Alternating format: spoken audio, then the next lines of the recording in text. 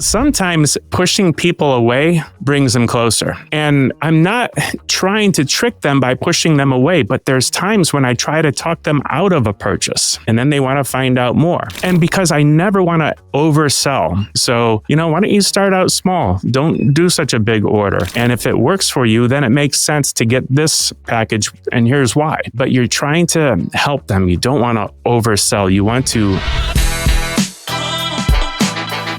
Hey everyone, welcome to the Cashflo Kings Podcast, where we help e-commerce CEOs and executives to make more money, save more money, and maximize their profits. Today we're talking with Dr. Michael Haley, a chiropractor and longtime entrepreneur with over 15 years of expertise and insights into the health, nutrition, and e-commerce space. Welcome to the show, Michael.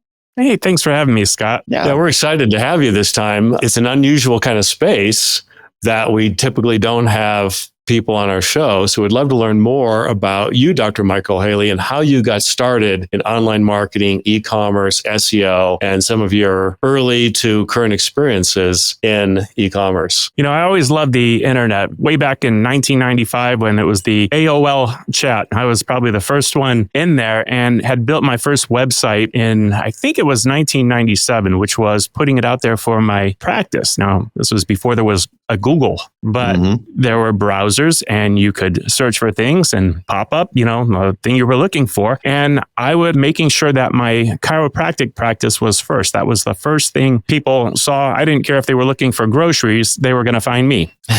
Well, fast forward years later, this product kind of fell on my lap. Aloe vera. I didn't pick aloe vera. It picked me. And in 2010, I found myself making a new website instead of marketing a practice, marketing a product. So for the past 15 years now, it's been an e-commerce website, which made a lot more business sense. More importantly, it was serving a bigger need. You would pass 100 chiropractors to get to me for a chiropractic adjustment. But when I have a product that no one else is marketing out there, and it's a very unique position that I'm in, getting it out there, it's a much better business model, something that's working while I sleep versus me having to be there performing the service. And once I have to go home, I'm out of business until the next time I'm back in the office. The e-commerce platform just made a lot more sense and it meets a bigger need. Fantastic. So obviously you've got aloe vera in the background. I can recognize the plant. Tell us what makes your product, your website, your solution unique, because aloe vera has been around a long time, right? But you have a unique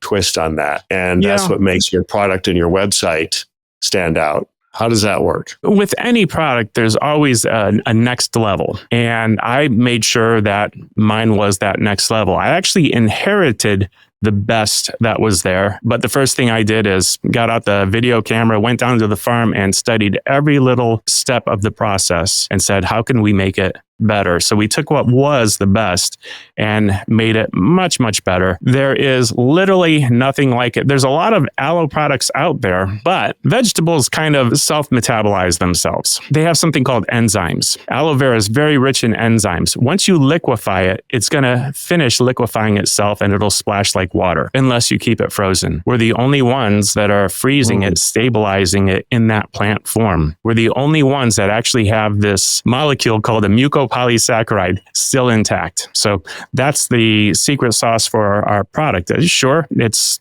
not going to be on your shelf in Whole Foods because the shelves aren't frozen and they can't even sell it because it's raw. It's not pasteurized. So we are kind of set apart out of the market space in the grocery stores, but people are going to the website for ordering direct shipping to their homes. And it arrives frozen or partially frozen? Well, it leaves our facility frozen, but it has to melt so you can consume it anyway. So you can put it back in the freezer. It leaves our facility frozen, and depending on how much you spend for shipping, it could arrive frozen. Or still cool anyway. So interesting, you mentioned pasteurization. Obviously, that's a heat process typically, and that's going to break down enzymes, molecules, and a lot of the chemical compounds that make aloe vera the unique product it is. I've noticed personally, I've bought aloe vera for years. has alcohol in it typically, all kinds of stabilizers, preservatives, all kinds of long list of ingredients that aren't aloe vera. And of course, like you say, it's liquid. And quite honestly, I'd never got any benefit from those products with 15 different ingredients, including alcohol, to keep it preserved and whatnot. But your product is pure, it's unpasteurized, it's frozen. Tell us some of the core medical benefits behind that strategy. This was one of those things that at first I was afraid to talk about online. I thought, if I talk about these things, I'm going to get shut down, because the last thing you want to do is attract the attention of the FDA, CDC, National Institute of Health, all of the federal organizations. But the reason people were purchasing this product from the founder that passed away at 96 years old in 2009, a lot of them were fighting cancers. And I actually had my first patient consuming this to help with her immune system for fighting cancer, a stage 4 pancreatic cancer. It just so happens that patient of mine, 16 years later, is still cancer-free now. We made other dietary changes, and after getting a significant benefit from just the natural approach, was convinced by her doctors that she made so much progress, it would be a good time to mix medicine with it. So she ended up doing the integrative approach and is still cancer-free from a cancer that had a 2%, 1-year survival rate. It's the same cancer. One of the deadly cancers there is, pancreatic. So somehow I had to learn how to talk about aloe vera and cancer. And it usually goes something like this. Aloe vera is not a cure for cancer. Right. Disclaimer. Aloe vera is something that can help your immune system function more like it's supposed to. And there's science that proves it. But okay, there you go.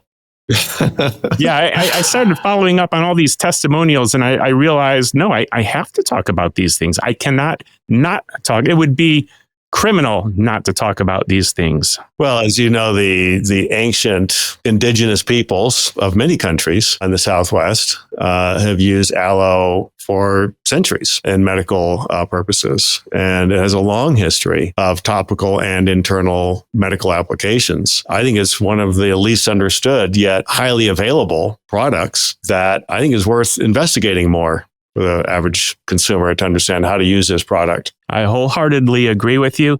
And there are drug companies that are isolating some of the nutrients from it. And of course, they're going to package it differently than actually being a liquid right from the plant.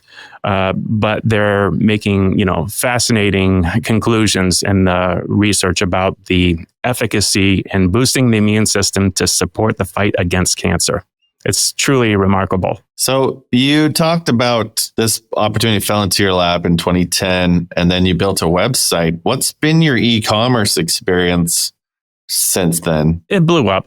Back in 2006, I actually studied under this guy that was talking about market leadership. And he said something like, are you a market leader? Are you wondering if you're a market leader? Let me ask you guys, in your profession, in your space, in your niche, what would you say that it is? Would you say it's e-commerce? Would you, if you were to give it a broad or maybe even more specific category, what would you call it? And who would you consider to be the leaders in that space? Well, we thought e-commerce was our space, but we've actually niched it down to reputation management in e-commerce. And we've worked our freaking butts off to become the leaders in that space, of course, which is why we wrote the book.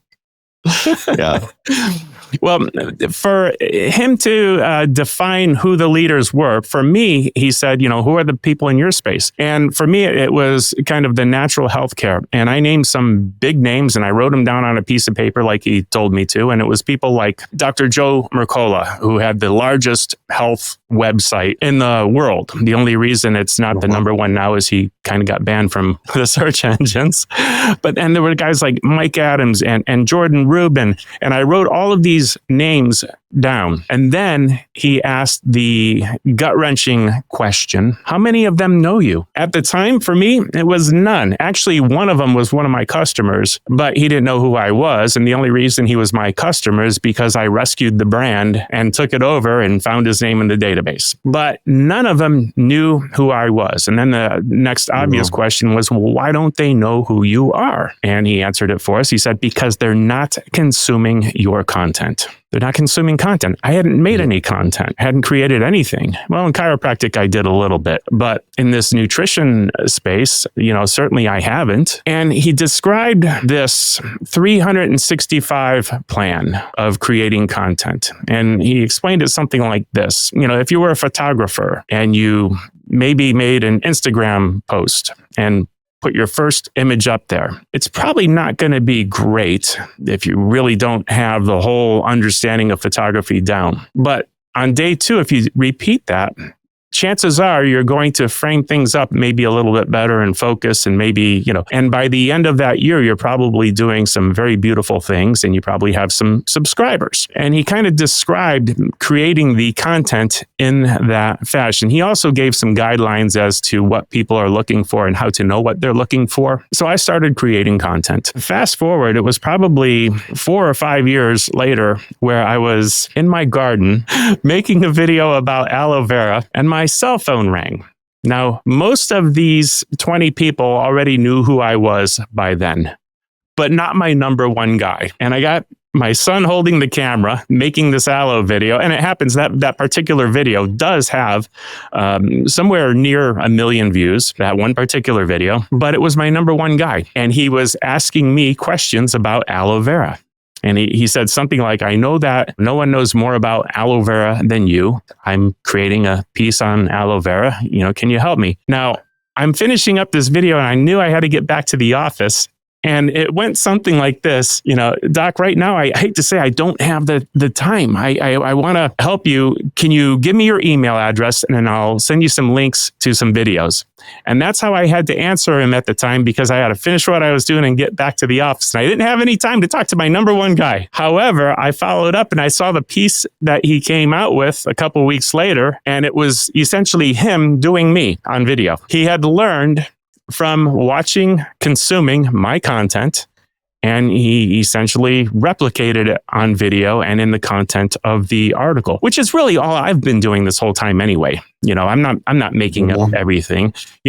In creating content, we might call it content curation, which is we're consuming other people's content, and that's where we get our knowledge from, and then we try to express it in a way that's even better and next level. That's all I was doing, and that's all he was doing. That's great. So you learned how content really does drive engagement, traffic, SEO, conversions. I want to go back to something you said at the beginning, because I think this is a good lesson for people listening to this podcast. When you talked about how you asked who we thought were the experts in our space, and once you explained the idea, I understand the context now, and I think people can get value from this. When we wrote our book, we realized that there were a lot of experts in our space. They had great backgrounds. They were public, in the public. They were speaking. Some of them had sold millions of books, right? They were New York Times bestsellers. And we realized kind of what you were saying is we don't know any of those people, or very few of them, right?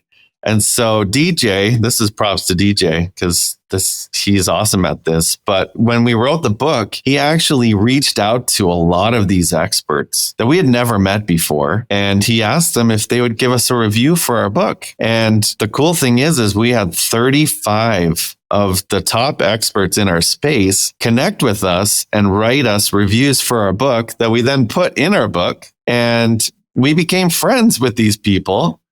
And then from there, now that we had connected and we were friends, then we asked them hey, do you want to be on our podcast? And they're like, yeah, sure. So then we got them on our podcast, and we've gone to conferences. We've invited some of these people to some of the conferences we've gone to, and it's expanded these relationships that we never had before to really strong relationships that these people would go out of their way to do things for us now, and we would do the same for them. And we never would have had any of that without going outside of that comfort zone and trying to build relationships. So I'm glad you brought that up. I think that's a really powerful lesson that a lot of people just don't do or don't think about. Yeah. And with that statement that you just made there, I would add to it, anyone can do it. It's not like the old days where, you had to get lucky and know somebody to get on TV. Right here in the palm of my hand is the full power to create content, connect with people, make a podcast, make a photo channel, make YouTube videos. It's all right here. and it's with better technology than even existed in some of the biggest studios just a handful of years ago. Yeah, it's really true, especially now with AI editing tools and image creation. And I mean, there's no limit to what you can do with a smartphone and some AI apps. It's unbelievable. It just comes down to, are you going to do it? Yeah. But you brought up a good point there. And that is really just stepping out of your comfort zone and being willing to reach out and connect with people, whether it be, their website, email, LinkedIn, social media channels, whatever it takes, and introducing yourself and saying, hey, I would love to, see if you would read our book and write a review, be on our podcast, whatever the case may be. And you don't know what's going to happen. And the worst they can say is what? No. Yeah, no. What's going to happen if they say no? Nothing. So how bad can it get?